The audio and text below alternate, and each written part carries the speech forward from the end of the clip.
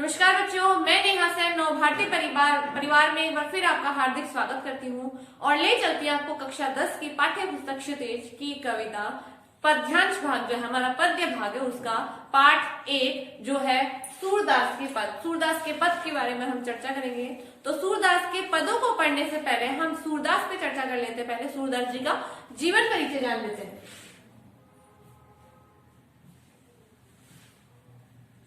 सूरदास जी का जीवन परिचय। सूरदास जी का जन्म संवत 1535 में हुआ था। कब हुआ था? संवत 1535 अर्थात सन 1478 ईस्वी में इनका जन्म हुआ था। जन्म स्थान दिल्ली के पास सीही नामक गांव में इनका जन्म माना जाता है। कुछ विद्वानों के अनुसार आगरा और मथुरा के बीच धुनकता गांव है, यहाँ पर भी कुछ विद्वान इनका जन्म स्थल मानते हैं। इनके पिता सारस्वत ब्राह्मण थे जिनका नाम था पंडित रामदास। क्या नाम था? पंडित रामदास जी। सूरदास के गुरु कौन थे? श्री वल्लभाचार्य जी। और पुष्टि मार्ग में दीक्षित हुए थे वल्लभाचार्य जी की प्रेरणा से। अब वल्लभाचार्य जी कौन थे? इनके गुरु थे। इन्होंने ही इन्हें दीक्षा दी थी और इनसे मिलने से पहले, किनसे मिलने से पहले? वल्लभाचार्य जी से मिलने से पहले हमारे जो सूरदास जी थे इनकी जो भक्ति थी वो दास्य भाव की भक्ति थी और वल्लभाचार्य जी से मिलने के बाद में इनकी भक्ति सख्य भाव की भक्ति में परिवर्तित हो गई थी। अब ये सख्य भाव की भक्ति क्या होता है, दास्य भाव की भक्ति क्या होता है, एक भक्ति और होती है माधुर्य भाव की भक्ति। ये क्या होता है देखिए, सबसे पहले आता है दास्य भाव की भक्ति। दास्य भाव की भक्ति वह भक्ति होती है जिसमें सेवक स्वयं को दास मानकर ईश्वर की भक्ति करता है, अपने आप को नौकर मानता है और परमात्मा को, ईश्वर को अपना स्वामी मान करके सेवा करते हैं, भक्ति करते हैं, तो वो दास्य भाव की भक्ति कहलाती है। ठीक है। और माधुर्य भाव की भक्ति, जब ईश्वर को अपना पति मान करके भक्ति की जाती है, अपना सब कुछ मान करके उनकी भक्ति की जाती है, तो वो माधुर्य भाव की भक्ति कहते हैं। जैसे मीराबाई ने की थी कृष्ण के प्रति और अक्क महादेवी ने की थी भगवान भोलेनाथ, भगवान शिव के प्रति। ठीक है। और तीसरी होती है सख्य भाव की भक्ति। कौन सी होती है? सख्य भाव की भक्ति, जिसमें ईश्वर को अपना सखा मानकर, अपना दोस्त मानकर के भक्ति की जाती है, वो कौन सी भक्ति कहलाती है? सख्य भाव की भक्ति कहलाती है। ठीक है, आगे बढ़ते हैं। पूर्व में किस प्रकार के पदों की रचना करते थे? ये देखिए दे रखा है, दास्य एवं दन्य भाव के पदों की रचना किया करते थे और उसके बाद में वो सख्य भाव की भक्ति करने लगे थे, पदों की रचना करने लगे थे। सगुण भक्ति धारा की कृष्ण भक्ति धारा के लिए कवि माने जाते हैं। पहले भी हम पढ़ चुके हैं कि भक्तिकालीन काल में, यानी भक्ति काल जो था, भक्ति काल में अलग अलग शाखाएं थी, सगुण थी, निर्गुण थी। सगुण में भी दो थी, राम भक्ति काव्य धारा और कृष्ण भक्ति काव्य धारा। तो राम भक्ति काव्य धारा के प्रमुख कवि कौन थे? हमारे तुलसीदास जी। और कृष्ण भक्ति धारा के प्रमुख कवि कौन थे? हमारे सूरदास जी कहे जाते हैं। श्याम सुंदर दास जी का कहना है, श्याम सुंदर दास जी एक माने हुए हमारे हिंदी साहित्य के लेखक माने जाते हैं। तो श्याम सुंदर दास जी ने क्या कहा है देखिए सूरदास के बारे में, सूर वास्तव में जन्मांध नहीं थे। जन्मांध अर्थात जन्म से अंधे नहीं थे, क्योंकि श्रृंगार तथा रंग रूप आदि का जो वर्णन उन्होंने किया है वैसा कोई जन्मांध नहीं कर सकता। श्याम सुंदर दास जी का ये मानना था कि सूरदास जी ने जिस प्रकार से श्रृंगार वर्णन किया है, जिस प्रकार से रंगों का जो महत्व, रंगों की झलक जो उनके काव्य के अंदर मिलती है, उससे ये नहीं लगता कि वो जन्मांध थे। मतलब उन्होंने अपने जीवन में कभी ना कभी रंगों को देखा था, उन्होंने उन चीजों की अनुभूति की थी, इसलिए उन्हें पता है कि श्रृंगार इसमें क्या क्या चीजें होती हैं और किस प्रकार प्रकृति का परिवेश होता है, वो सब उन्होंने अपनी आंखों से देखा था। इसलिए कोई जन्मांध व्यक्ति इन सब चीजों का वर्णन इतनी सरलता से नहीं कर सकता। डॉक्टर हजारी प्रसाद द्विवेदी ने कहा है कि सूर सागर के कुछ पदों से यह ध्वनि अवश्य निकलती है कि सूरदास अपने को जन्म का अंधा, कर्म का अभागा कहते हैं, पर सब समय इसके अक्षरार्थ को ही प्रधान नहीं मानना चाहिए। हमारे श्याम सुंदर दास जी ने भी यही बात कही है और हजारी प्रसाद द्विवेदी जी ने भी यही बात दोहराई है कि सूर सागर के कुछ पदों से, सूर सागर सूरदास जी की रचना है, सूर सागर के कुछ पदों से ध्वनि अवश्य निकलती है कि सूरदास अपने को जन्म का अंधार, कर्म का अभागा कहते हैं, लेकिन सब समय इसके अक्षरार्थ को ही प्रधान नहीं माना चाहिए, यानी हर अक्षर को सही नहीं मानना चाहिए। यानी इनके अनुसार भी ये जन्मांध नहीं थे। इनका निधन विक्रम संवत 1620 अर्थात 1563 को पाठशोली में हुआ था। अंतिम समय में श्री विठलनाथ ने कहा था, अब ये विठलनाथ कौन है देखो, विठल वल्लभाचार्य जी के बेटे थे। वल्लभाचार्य जी के बेटे थे विठलनाथ। इन्होंने कहा था कि पुष्टि मार्ग को जहाज जात है, जाए कछु ले लो है सो ले लो, यानी पुष्टि मार्ग का जहाज जा रहा है, जिसे कुछ चाहिए तो वो अभी भी ले सकता है। बहुत दुख हुआ था सूरदास की मृत्यु पर सभी को। इनकी रचनाएं हुई सूरसागर, सूरसारावली, साहित्य लहरी, मोस्ट इंपॉर्टेंट है, याद रखना इसे। पदों की संख्या 1.25 लाख पद है श्रीमद् भागवत के। प्रमुख रस वात्सल्य, श्रृंगार और शांत रस इनकी रचनाओं में देखने को मिलता है। सूरसागर के किस स्कंद का अत्यधिक विस्तार हुआ है, यानी सूरसागर के अंदर श्रीमद् भागवत के किस स्कंद का वर्णन हुआ है, तो दशम स्कंद का वर्णन यहाँ हुआ है। आगे बढ़ते हैं। आगे है कृष्ण की बाल लीला और भ्रमर गीत। प्रसंग सूरसागर के कौन से स्कंद में है? 10वें स्कंद में। ये प्रश्न आता है प्रतियोगी परीक्षाओं में कि कौन से स्कंद से भ्रमर गीत का पाठ लिया गया है। इस प्रकार के प्रश्न जो है आपके सिलेबस में देखने को आपको मिलेंगे। तो कृष्ण की लीला, बाल लीलाएं और भ्रमर गीत प्रसंग सूरसागर के किस स्कंद में मिलता है? 10वें स्कंद में। कौन से स्कंद में मिलता है? 10वें स्कंद में। आचार्य रामचंद्र शुक्ल जी ने सूरसागर का सबसे मर्म स्पर्शी और वाग वेदपूर्ण अंश किसे माना है? भ्रमर गीत को माना है। भ्रमर गीत को बहुत अच्छा, बहुत उत्कृष्ट रचना मानी जाती है सूरसागर की और सूरदास जी की। आचार्य शुक्ल ने भ्रमर गीत के 400 पदों को छांटकर संग्रह किया। इसे भ्रमर गीत सार के रूप में जाना जाता है। Most important. आचार्य हजारी प्रसाद द्विवेदी ने लिखा है कि सूरदास जब अपने प्रिय विषय का वर्णन शुरू करते हैं तो मानो अलंकार शास्त्र हाथ जोड़कर उनके पीछे पीछे दौड़ा करता है। उपमाओं की बाढ़ आ जाती है और रूपकों की वर्षा होने लगती है। किसने कहा था ये? आचार्य हजारी प्रसाद द्विवेदी जी ने सूरदास के बारे में कहा था कि सूरदास जब अपनी प्रिय क्या लिखने लगते हैं? प्रिय विषय का वर्णन शुरू करते हैं, जैसे कृष्ण की लीला का वर्णन शुरू कर दिया या वियोग श्रृंगार, श्रृंगार रस का उन्होंने अगर वर्णन शुरू कर दिया तो अलंकार शास्त्र उनके सामने हाथ जोड़कर खड़ा हो जाता है और पीछे पीछे उनके दौड़ता है। उपमाओं की उनके पास में बाढ़ आ जाती है। कहने का तात्पर्य ये है कि सूरदास जी ने अलंकारों का प्रयोग आप देख लीजिए, रसों का प्रयोग आप देख लीजिए या उपमाओं का प्रयोग आप देख लीजिए, बहुत ही उत्कृष्ट प्रकार से अपने काव्य में किया है। आगे बढ़ते हैं। अब कौन कौन से अलंकार सूरदास जी ने अपने काव्य में प्रयुक्त किए देखिए। अनुप्रास अलंकार, कौन सा अलंकार? अनुप्रास अलंकार, ठीक है। यमक अलंकार, श्लेष अलंकार, उपमा अलंकार, उत्प्रेक्षा अलंकार और रूपक अलंकार का प्रयोग इन्होंने अपने काव्य में बहुतायत किया है। शब्द शक्ति में लक्षणा और व्यंजना शब्द शक्ति का प्रयोग इन्होंने बहुतायत किया है। और सूर सारावली जो है वह दृष्टिकूट पद है। सूर सारावली जो रचना है इनकी वो दृष्टिकूट पद उसके अंदर है। विरह वर्णन, व्यंजना शब्द शक्ति की अधिकता है इसके अंदर। और सूरदास का काव्य जो है पद शैली का गीति काव्य माना जाता है। आप गाकर भी उनको व्यक्त कर सकते हैं। अब हम आते हैं हमारे रचना की और हमारे पदों की ओर, ठीक है। सूरदास जी के जो पद हैं, सूरदास जी के 4 पद आपके पाठ्यक्रम में दिए हुए हैं। इन चारों पदों को हम विस्तार से पढ़ेंगे। तो पहले पद में गोपिया क्या कह रही है देखिए कि ऊधो तुम हो अति बड़भागी, ऊधो तुम हो अति बड़भागी, अपरस रहत स्नेह तगाते नाहिर मन अनुरागी, पुरनि पात रहत जल भीतर तारस देह न दागी, ज्यों जल मांग तेल की गागरी बूंद न ताको लागी, प्रीति नदी में पाव न बोर्यो दृष्टि न रूप परागी, सूरदास अबला हम भोरी गुर चाटी ज्यो पागी। पहले शब्दार्थ देख लेते हैं इसका। अति यानी बड़ा, अति यानी बड़ा, इसको आप यहां देख लीजिए।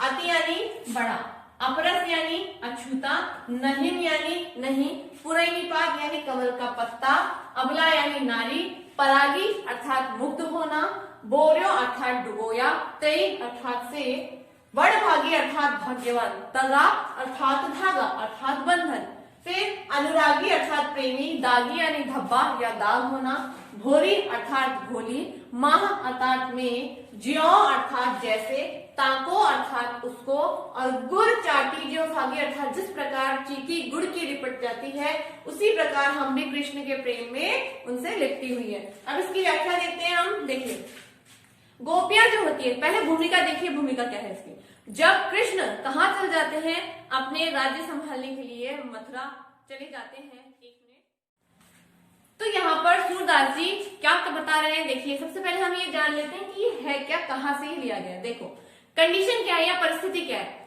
कि जब गोपियां कहाँ पर हैं, गोकुल में हैं, और कृष्ण कहाँ है, मथुरा बैठे हैं। तो गोपियों के साथ में जो उन्होंने समय व्यतीत किया था, गोपियां जो कृष्ण से इतना लगाव हो गया था उनको कि उनके बिना कृष्ण के बिना गोपियों का रहना दुभर हो गया था, कठिन हो गया था, दुष्फल हो गया था। तब मथुरा जब कृष्ण चले जाते हैं तो वहां से वो संदेश वाहक भेजते हैं उद्धव को, जो कि उनके मित्र थे, उनके सखा थे और इनके चाचा भी लगते थे, हम उम्र के थे, इसलिए वो उनके मित्र थे।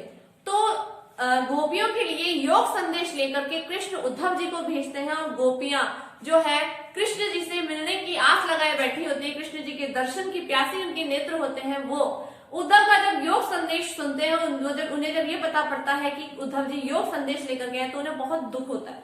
तो उद्धव और गोपियों के बीच का ये संवाद है, जब उन दोनों में बातें चल रही होती है, उसी समय एक भौरा आता है, और वो भंवरा आकर के उधर फूलों के ऊपर गुंजार करने लगता है। तो जो गोपियां होती है वो भंवरे को निशाना बना करके और उद्धव जी से वार्तालाप करती हैं, और किस प्रकार बातें करती हैं, उद्धव को वो भौरे का प्रतीक देती हैं, भौरा मान करके वो उद्धव से सारी बातें करती हैं। तो देखो क्या कह रहे हैं कि उधो तुम हो अति भरभागी। उधो कौन, यहाँ पर उद्धव हो गए कि हे उधो तुम तो बहुत भाग्यशाली हो, अति यानी बहुत, बड़भागी यानी भाग्यशाली हो। हे उधो तुम तो बहुत भाग्यशाली हो, अपरत रहत स्नेह तगाते नाहि मन अनुरागी, कि आप कृष्ण के पास रहते हुए भी उनके प्रेम में नहीं डूबे, उनके प्रेम की बूंद भी आपको नहीं छू पाई। आप तो बहुत भाग्यशाली हो, हम तो बहुत अभागिन हैं कि हम तो कृष्ण के प्रेम में पूरी तरीके से डूब चुकी हैं। लेकिन पुरानी पात रहते जल भीतर, लेकिन जिस प्रकार कमल का पत्ता पानी में डूबा रहता है लेकिन फिर भी तारस देह न तागी, उसके ऊपर पानी की एक बूंद भी नहीं टिक पाती है, वो बिना पानी के, वो पानी के ऊपर तैरता रहता है, देखा होगा आपने। तो क्या कह रहे हैं कि आप तो कमल के उस पत्ते के समान हो जो पानी में रहकर भी उसके ऊपर पानी की एक बूंद भी नहीं टिक पाती है। फिर ज्यों दिन माह तेल की गागरी, जैसे जल के अंदर तेल की गागरी को डुबोया जाता है, बूंद ना ताको लागी, तो उसके ऊपर एक पानी की बूंद भी नहीं टिक पाती है। जब उसमें तेल लगा हुआ है तो उसमें पानी की बूंद कैसे टिक पाएगी, अर्थात नहीं टिक पाएगी। प्रीति नदी में पांव न बोरियो, की हे उद्धव आपने श्री कृष्ण की प्रेम रूपी नदी में पांव ही नहीं डुबोया, दृष्टि ना रूप परागी, और आपकी जो दृष्टि है वो भी उनके रूप का जो रस है उसका पान नहीं कर पाई, अर्थात आप कृष्ण की भक्ति में, कृष्ण के प्रेम से विरक्त रहे हो। सूरदास अबला हम्बोरी, सूरदास के माध्यम से, मतलब गोपियों के माध्यम से सूरदास बता रहे हैं कि गोपियां उद्धव से कहते कि हम तो भोली भाली गोपियां हैं, हम तो अबला नारी हैं। अबला यानी जिनमें किसी प्रकार का सामर्थ्य नहीं होता है, शक्तिहीन जो स्त्रियां होती है उन्हें अबला कहा जाता है। तो हम तो अबला और भोली भाली नारियां हैं। गुड़ चाटी जो प्याली, जिस प्रकार चींटियां गुड़ को लिपटे हुए रहती है, गुड़ के चारों ओर लिपटी हुई रहती है, उसके लगी हुई रहती है, वैसे ही हम भी श्री कृष्ण की भक्ति से लिपटी हुई है। हम श्री कृष्ण के प्रेम में इतनी डूबी हुई है कि हमें उनके सिवा कोई और नजर नहीं आता है। आगे बढ़ते हैं। देखो एक बार इसकी व्याख्या और देख लेते हैं कि प्रस्तुत पद में अगर आपके पास व्याख्या करने के लिए प्रश्न आता है तो आप कैसे लिखेंगे। सबसे पहले प्रसंग लिखेंगे कि प्रस्तुत पद्यांश हमारी हिंदी की पाठ्य पुस्तक क्षितिज के पाठ 1 सूरदास के पद से ली गई है, और फिर यह हमारा ये आ गया। फिर इसमें आप लिखोगे कि प्रस्तुत पंक्तियों के रचयिता सूरदास जी हैं, और कहाँ से लिया गया है, ये सूर सागर के भ्रमर गीत अर्थात दशम स्कंद से लिया गया है, और इसके अंदर उद्धव और गोपियों के बीच होने वाले संवाद के बारे में बताया गया है। फिर क्या कहते हैं, देखिए प्रस्तुत पद में गोपियों ने उद्धव के ज्ञान मार्ग और योग साधना को नकारते हुए उनकी प्रेम संबंधी उदासीनता को लक्ष्य कर व्यंग किया है। ये पूरा का पूरा अधिकतर आप देखो तो व्यंग्य शैली में लिखा गया है, गोपियों ने उद्धव को व्यंग किए हैं। साथ ही भक्ति मार्ग में अपनी आस्था व्यक्त करते हुए कहा है कि हे उद्धव जी आप बड़े भाग्यशाली हैं जो प्रेम के बंधन में नहीं बंधे और ना आपके मन में किसी के प्रति कोई अनुराग जगा। जिस प्रकार जल में रहने वाले कमल के पत्ते पर एक भी पानी की बूंद नहीं टिक पाती है, जिस प्रकार तेल की गगरी को जल में भिगोने पर उस पर पानी की एक बूंद नहीं लग पाती है, और ठीक उसी प्रकार आप श्री कृष्ण रूपी प्रेम की नदी के साथ रहते हुए भी, यानी आप श्री कृष्ण के साथ रहते हो लेकिन फिर भी आप उनके प्रेम रूपी नदी में पैर ना डुबो सके, अर्थात स्नान नहीं कर सके, तो स्नान करने की बात तो दूर, आप पर तो श्री कृष्ण प्रेम की एक छींट भी नहीं पड़ी, एक बूंद भी नहीं पड़ी। अतः आप भाग्यशाली नहीं है, क्योंकि हम तो श्री कृष्ण के प्रेम की नदी में डूबती उतरती रहती हैं। हे उद्धव जी, हमारी दशा तो उस चींटी के समान है जो गुड़ के प्रति आकर्षित रहती है। यहाँ गुड़ कौन है? श्री कृष्ण, और चींटियां कौन है? गोपियां। आकर्षित होकर वहां जाती है और वहीं पर चिपक जाती है और चाह कर भी अपने को उससे अलग नहीं कर पाती, अपनी अंतिम सांस तक वो वहीं बसी रहती है। अर्थात हमारे मन में, हमारे तन मन धन सब कुछ में कौन है? भगवान श्री कृष्ण बसे हुए हैं, और हम उनके अलावा कुछ और सोच नहीं सकती है। आगे बढ़ते हैं। दूसरा पद है मन की मरही मांझ रही, कहिए जाए कौन पे उधो। मन ही मांझ रही, कहिए जाए कौन पे उधो। नाहे परत कही अवधि आधार आस आवन की, तन मन विधा सही, अब इन जोग संदेश सुनी सुनी। विरह दही, चाहती हुती गुहार दितैते, उतरते धार बही, सूरदास अब धीर दहई, क्यों मर ज्यादा न रही। आप पहले इसका शब्द अर्थ देख लेते हैं। हम शब्दार्थ क्या है इसके? मार्च यानी अंदर, अवधि अर्थात समय, आधार यानी कि आधार, आस यानी आशा, आवन यानी आगमन, विधा अर्थात व्यथा, जोग अर्थात योग, विरहनी यानी वियोग में जीने वाली स्त्री, और विरह दही यानी विरह की आग में जलना। कहा क्या कह रही है गोपियां? यहाँ देखिए, जब उद्धव उन्हें निर्गुण भक्ति का संदेश देते हैं तो निर्गुण ज्ञान का संदेश देने पर गोपियों की क्या प्रतिक्रिया होती है? देखिए कि मन ही मान रही कि हे उद्धव, हमारे मन की बात तो हमारे मन में ही रह गई, उसे जानने का प्रयास किसी ने भी नहीं किया। कहिए जाए कौन पे उद्धव, ना इन परत कही कि हे उद्धव बताओ किससे कहे हम हमारे मन की बात। हमारे मन की बात को जानने वाला कोई भी यहाँ नहीं, किसी को फर्क नहीं पड़ता कि हमारे मन के अंदर क्या है।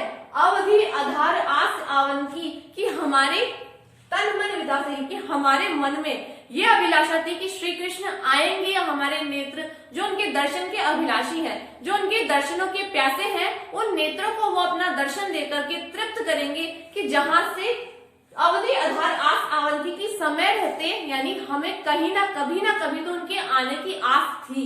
हमारे जीवन का आधार क्या था? कि कृष्ण आएंगे और हमें दर्शन देंगे। तन मन व्यथा से, हम तन और मन से व्यथा सह रही हैं, विरह की व्यथा हम लोग सह रही हैं। अब इन योग संदेश ने सुनी, और अब जो आप ये योग रूपी संदेश हमारे लिए लेकर के आए हो, उसे सुन के विरहनी विरह रही, कि ये विरहनी स्त्री, हम जो विरहनियां हैं, जो भगवान श्री कृष्ण के वियोग में, उनकी विरह में तड़प रही है, उनके विरह में हम जल रही है।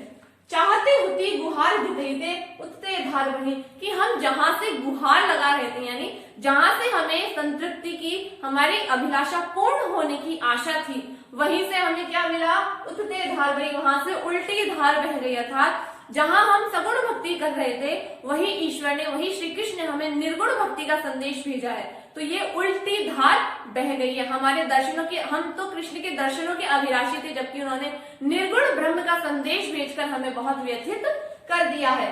सूरदास अब धीर धरे क्यों? अब गोपियां कह रही है, सूरदास जो है गोपियों के माध्यम से कह रहा है कि अब हम धैर्य क्यों धरे, अब हम धीरज क्यों धरे, मर्यादा नहीं, कि भगवान श्री कृष्ण ने सारी मर्यादाओं को तोड़ दिया है, कि हम तो उनके दर्शनों के अभिलाषी थे, हमारे नेत्र तो उनके दर्शन को प्राप्त करने के प्यासे थे, हम चाहते थे श्री कृष्ण आए और हमें दर्शन दें, लेकिन उन्होंने निर्गुण ब्रह्म का संदेश भेज करके, निर्गुण ज्ञान का संदेश भेज करके हमारे लिए क्या किया है? सारी मर्यादाओं को उन्होंने तोड़ दिया है।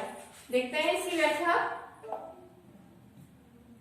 देखिए, श्री कृष्ण के मित्र उद्धव जी जब कृष्ण का संदेश सुनाते हैं कि वे नहीं आ सकते, तब गोपियों का हृदय मचल उठता और अधीर होकर उद्धव से कहती कि हे उद्धव जी, हमारे मन की बात तो हमारे मन में ही रह गई, हम कृष्ण से बहुत कुछ कहना चाह रही थी, पर अब हम कैसे कह पाएंगे? अगर वो मिलते तो हम हमारी बातों को रख पाते, लेकिन वो तो आए नहीं, अब हम हमारी बातें किससे कहें? हे उद्धव जी, जो बातें हमें केवल और केवल श्री कृष्ण से करनी थी, उन बातों को किसी और को कहकर संदेश नहीं भेज सकती। जैसे कृष्ण ने आपको भेज करके अपना संदेश हमारे लिए भेजा है, ऐसे हम किसी को भी अपना संदेश देकर के उनके पास में नहीं भेज सकते, क्योंकि हमारे मन की बातें हम कृष्ण से ही कर सकते हैं। श्री कृष्ण ने जाते समय कहा था कि काम समाप्त कर वे जल्दी ही लौट आएंगे, लेकिन हमारा तन और मन उनके वियोग में दुखी है, फिर भी हम उनके वापसी के समय का इंतजार कर रही थी।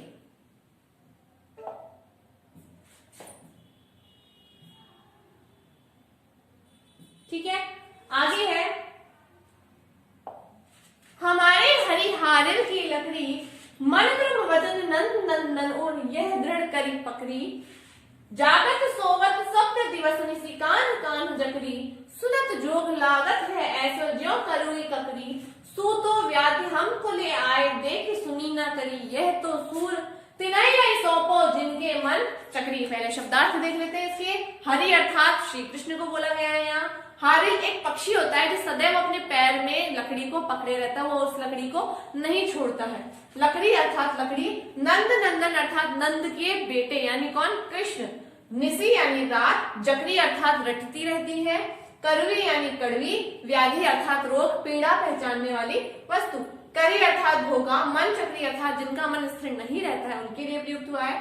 तिनई अर्थात उनको। क्रम अर्थात कर्म। पकड़ी अर्थात पकड़ी। और हृदय और सु वह। क्या कह रहे हैं कवि? देखिए कि हमारे हरि हारिल की लकड़ी। गोपियां कह रही है उद्धव जी से कि हमारे हरि, हमारे कृष्ण जो है वो हारिल की लकड़ी है। अब हारिल की लकड़ी से क्या तात्पर्य है? एक हारिल नामक पक्षी होता है, आपने पीपल के पेड़ देखे होंगे। पीपल के पेड़ के ऊपर कबूतर जो देखा है ना आपने, कबूतर होता है हरे रंग का, उस टाइप का एक पक्षी होता है और वो लकड़ी को जो पकड़ता है तो कृष्ण जो है वो हमारे लिए जैसे हारिल पक्षी जो होता है वो अपने पंजों में लकड़ी को दबाए रहता है। ठीक है, ये हारिल पक्षी जो है सारिस्का अभयारण्य में बहुत आयत से पाया जाता है, इसे ग्रीन पीजन भी कहा जाता है। ठीक है, तो ये जो हारिल पक्षी है, ये हारिल पक्षी अपने पंजों में लकड़ी को दबाए रहता है, वो उस लकड़ी को नहीं छोड़ता है। तो हमारे लिए जो कृष्ण है वो भी उस हारिल पक्षी की लकड़ी के समान है जिसे वो नहीं छोड़ता है। तो हमने भी हमारे मन में श्री कृष्ण को उसी प्रकार जकड़ा हुआ है, पकड़ा हुआ है कि हमारे हरि हारिल की लकड़ी हमारे लिए तो श्री कृष्ण जो है हारिल पक्षी की लकड़ी के समान है। मन कर्म वचन नंद नंदन, कि हमने मन से, कर्म से और वचन से, तीनों से नंद नंदन को यानी भगवान श्री कृष्ण को अपने हृदय में बसा रखा है। यह दृढ़ कर पकड़ी और हमने उनको उसी प्रकार दृढ़ता से पकड़ रखा है जैसे हरिल पक्षी लकड़ी को पकड़े रहता है। जागत सोवत स्वप्न दिवस निसी, कि जागते सोते सपनों में दिन रात, कान कान जकरी, हम कान्हा कान्हा का, कृष्ण कृष्ण का जाप करती रहती हैं। सुनत जोग लागत है सो, और आप जो ये योग संदेश लेकर के आए हो ना, ये तो सुनते ही ऐसा लगता है जो कड़वी ककड़ी, जैसे कड़वी ककड़ी का सेवन हमने कर लिया हो। आपने कभी ककड़ी या खीरा खाया हो तो हम खाते हैं तो खाते खाते भी कड़वी ककड़ी आ जाती है, कड़वा खीरा आ जाता है तो हमारे मुंह का सारा टेस्ट खराब हो जाता है, हम बाकी जो खीरा आता है उसको भी छोड़ देते हैं। तो ये कह रहे हैं कि आप जो योग रूपी संदेश हमारे लिए लेकर के आए हो ना, वो कड़वी ककड़ी के समान हमें कड़वा लग रहा है। सूतो व्याधि हमको ले आए, कि कहा तो हम श्री कृष्ण के दर्शन की प्यासे थे, उनके दर्शनों की अभिलाषी थी। हम रास्ता देख रहे थे कि कृष्ण आएंगे और हमसे मिलेंगे, हमसे बातें करेंगे, हम अपने मन की बात उनसे कहेंगे और वो अपने मन की बात हमसे कहेंगे। लेकिन हुआ क्या? आप तो हमारे लिए ये योग रूपी बीमारियां लेकर के आ गए हो, योग रूपी व्याधि हमारे लिए लेकर के आ गए हो। देखी सुनी ना करी, ना कुछ आपने देखा ना कुछ आपने समझा, आप तो योग संदेश ले आए हमारे लिए।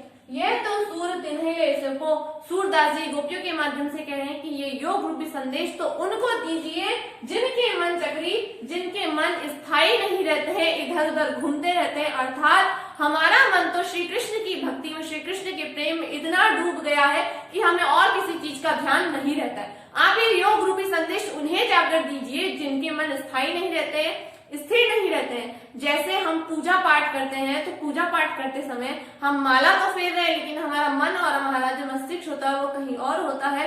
लेकिन हम सीधे सीधे अगर हम देखें तो हम यहाँ तो माला फेर रहे हैं लेकिन मन में हमारे कुछ और चल रहा है। हम पूजा पाठ कर रहे हैं, हम मुंह से तो आरती कर रहे हैं लेकिन हमारे मन में कुछ और चल रहा है। तो सेम कंडीशन, सेम परिस्थिति यहाँ पर भी है कि हमारे लिए तो श्री कृष्ण का प्रेम ही सब कुछ है, हमारे लिए, हमारे जीवन में उनके प्रेम के अलावा कोई और चीज की आवश्यकता नहीं है। आप ये योग रूपी संदेश उन्हें दीजिए जिन्हें कृष्ण के अलावा सब चीजें दिखती है, अर्थात जिनके मन स्थिर स्थायी नहीं रहते हैं। आगे बढ़ते हैं। देखिए, महाकवि सूरदास द्वारा रचित सूरसागर के 5वें खंड से उद्धृत है, ठीक है। गोपियों ने उद्धव के योग संदेश के प्रति अरुचि दिखाते हुए कृष्ण के प्रति अपनी अनन्य भक्ति को व्यक्त किया है। गोपियां कहती हैं कि हे उद्धव, कृष्ण तो हमारे लिए हारल पक्षी की लकड़ी की तरह है। जैसे हारल पक्षी उड़ते वक्त अपने पैरों में कोई लकड़ी या तिनका थामे रहता है और उसे विश्वास होता है कि ये लकड़ी उससे गिरेगी नहीं, यानी उसे थामे रहेगा वो, ठीक उसी प्रकार कृष्ण भी हमारे जीवन के आधार हैं। हमने मन, कर्म और वचन से नंद बाबा के नंदन, नंद बाबा के बेटे कृष्ण को अपना माना है। अब तो सोते जागते सपने में दिन रात हमें, हमारे मन में कौन बसा हुआ है? कृष्ण। कृष्ण हम जाप करते रहते हैं, हमारे मन में कृष्ण ही बसे हुए हैं। हे उद्धव, हम कृष्ण की दीवानी गोपियों को तुम्हारा ये योग संदेश कड़वी ककड़ी के समान लग रहा है। हमें तो कृष्ण प्रेम का रोग लग चुका है, हम तुम्हारे कहने पर योग का रोग नहीं लगा सकती हैं, क्योंकि हमने तो इसके बारे में ना कभी सुना है, ना कभी देखा, ना कभी इसको भोगा ही। हमारे लिए ज्ञान मार्ग सर्वथा अनजान है, अतः आप ऐसे लोगों को इसका ज्ञान बांटिए जिनका मन चंचल है, अर्थात जो किसी एक के प्रति आस्थावान नहीं रहता है। हमारी भक्ति तो कृष्ण के प्रति स्थायी है। आगे बढ़ते हैं। चौथा और अंतिम पद है कि हरि है राजनीति पढ़ आए, समझी बात कहत मधुकर के समाचार सब पाए। एक अति चतुर हते पहले ही अब गुरु ग्रंथ पढ़ाए, बड़ी बुद्धि जानो जो उनकी जोग संदेश पठाए। ऊधो लोग भले आगे के परहित डोलत धाए, अब अपने मन फेर पाए हैं चलत जो होते चुराए। ते क्यों अनीति करे आपुन, जे और अनीति छुड़ाए। राज धर्म तो यही सूर जो प्रजा न जाहे सताए। शब्दार्थ देख लेते पहले इसका। पढ़ी आए अर्थात सीख आए, समझी अर्थात समझ, मधुकर अर्थात उद्धव के लिए जो शब्द गोपियों ने प्रयुक्त किया वो होते अर्थात थे गुरु ग्रंथ अर्थात राजनीति रूपी ग्रंथ, पठाए यानी भेजा, आगे अर्थात पहले के, परहित यानी दूसरों के कल्याण के लिए, डोलत है अर्थात घूमते फिरते हुए, फेर अर्थात फिर से, पाई है अर्थात पा लेगी, आपुन अर्थात स्वयं, जे अर्थात जो, अनीति अर्थात अन्याय और जाहि अर्थात सताया जाए। ठीक है, तो इसकी व्याख्या है। तो कवि वर्णन कर रहे हैं कि हरि है राजनीति पढ़ी है, कि जब गोपिया ने उद्धव को ये कहा है कि हरि तो राजनीति पढ़ रहे हैं, यानी कृष्ण ने अपना राज्य संभाल लिया, तो उन्होंने राजनीति पढ़ ली है। ठीक है, समझी बात कहत मधुकर के समाचार सब पाए, कि अब हमें समझ में आ गया है कि उन्हें तो सारे के सारे समाचार जो उद्धव के माध्यम से प्राप्त हो जाते हैं, तो उन्हें यहाँ आने की क्या आवश्यकता है। अर्थात यहाँ के जितनी भी खोज खबर है, जितनी भी सूचनाएं हैं, वो सूचना किसके माध्यम से उन्हें मिल गई? उद्धव के माध्यम से उन्हें मिल गई। तो अब उन्हें मथुरा आने की, उन्हें गोकुल आने की कोई आवश्यकता नहीं है। एक अति चतुर होते पहले ही अब गुरु ग्रंथ पढ़ा है। एक तो हमारे कृष्ण जो है वो पहले ही बहुत चतुर थे, पहले ही बहुत चालाक थे, अब तो उन्होंने राजनीति के बड़े बड़े ग्रंथ पढ़ लिए, इसलिए वो और होशियार हो गए और समझदार हो गए हैं। बड़ी बुद्धि जानो जो उनकी जो संदेश पठाए, उनकी बुद्धि और अधिक विकसित हो गई है, जो उन्होंने हमारे लिए क्या भेज दिया? योग संदेश, निर्गुण साधना का संदेश उद्धव के माध्यम से भेजा है। ऊधो लोग भले आगे के परहित डोलत धाए, कि ऊधो तो बहुत अच्छे हैं, बहुत अच्छी प्रकृति के हैं, उन्हें तो दूसरों का हित करने में बहुत मजा आता है, आनंद आता है, यानी दूसरों की भलाई करने में उन्हें आनंद प्राप्त होता है। अब दूसरों की भलाई से क्या तात्पर्य है कि उद्धव को कृष्ण ने भेजा है गोपियों का पता लेने के लिए, यानी गोपियों के बारे में बातें जानने के लिए, और वो वहां से बातें जान करके कहाँ पहुंचा देते हैं? कृष्ण के पास में पहुंचा देते हैं। तो भलाई हुई ना, यहाँ पर कृष्ण की भलाई हुई, उन्हें वहां जाने की आवश्यकता भी नहीं हुई और उन्हें सारी खोज खबर भी मिल गई। तो क्या कहा है गोपियों ने कि ऊधो लोग भले आगे के, ऊधो तो बहुत अच्छे इंसान है, क्योंकि उन्हें दूसरों का भला करने में आनंद की अनुभूति होती है। अब अपने मन फेर पाए है चलत जुहते चुराए, कि उद्धव से कहती है गोपियां कि अब जब आप मथुरा जाएंगे ना, तो कृष्ण से ये कहना कि जब कृष्ण गोकुल को छोड़ करके मथुरा आए थे, तो वो आते समय हम गोपियों का हृदय भी अपने साथ लेकर आ गए थे। अब उन्हें आप वापस लौट आइए कि ते क्यों अनीति करे आपुन, जय जय और अनीति छुड़ाए। कि कृष्ण जो है वो मथुरा गए थे पापियों का संहार करने के लिए, अनैतिक कार्यों को खत्म करने के लिए, प्रजा को बचाने के लिए, लेकिन अब तो वो खुद अत्याचार कर रहे हैं हम गोपियों के ऊपर। तो ये अनीति है, ये अच्छी बात नहीं है। राजधर्म तो यही सूर जो प्रजा न जाहि सताए, कि राजधर्म, सूरदास जी गोपियों के माध्यम से कह रहे हैं कि राजा का राजधर्म क्या होता है कि उसकी प्रजा दुखी ना होने पाए, उसकी प्रजा को किसी प्रकार का कोई दुख ना हो। जो प्रजा न जाहि सताए कि उसे प्रजा को सताने का कोई अधिकार नहीं है। उसके राज्य में सारी प्रजा सुखी होनी चाहिए, संतुष्ट होनी चाहिए। ठीक है, आगे बढ़ते हैं।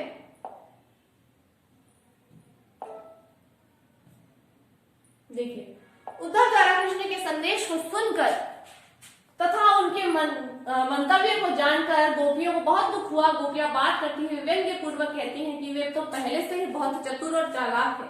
आप राजनीतिक कारणों से मथुरा गए हैं तो शायद राजनीतिक शासन में भी महारत उन्होंने हासिल कर ली होगी और हमारे साथ ही राजनीति कर रहे हैं। वहां जाकर शायद उनकी बुद्धि भी बढ़ गई है, तभी तो हमारे बारे में सब कुछ जानते हुए उन्होंने हमारे पास उद्धव से योग साधना का संदेश भेजा है।